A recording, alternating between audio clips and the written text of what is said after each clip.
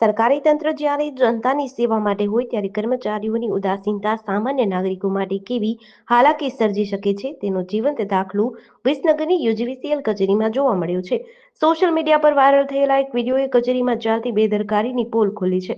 વિસનગર અને આસપાસના વિસ્તારોમાં વીજળી ગુલ થવાની અનેક ફરિયાદો ઉઠી હતી. આ સ્થિતિમાં જ્યારે ગ્રાહકોએ કચેરીના લેન્ડલાઇન નંબર પર સંપર્ક કરવાનો પ્રયાસ કર્યો ત્યારે કોઈ પ્રતિસાદ મળ્યો ન હતો. કંટાળીને જ્યારે કેટલાક ગ્રાહકો રૂબરૂ કચેરીએ પહોંચ્યા ત્યારે ત્યાંનું દ્રશ્ય આઘાતજનક હતું.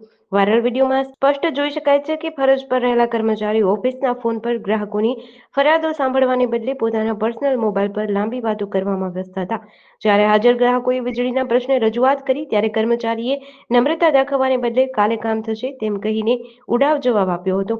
કચેરીમાં ગ્રાહકો હેરાન થઈ રહ્યા હતા અને કર્મચારી જનતાના ટેક્સના પૈસે મળતા પગાર સામે પોતાની અંગત વાતોને પ્રાધાન્ય આપી રહ્યા હતા, જેને લઈને સ્થાનિકોમાં ભારે રોષ જોવા મળ્યો હતો.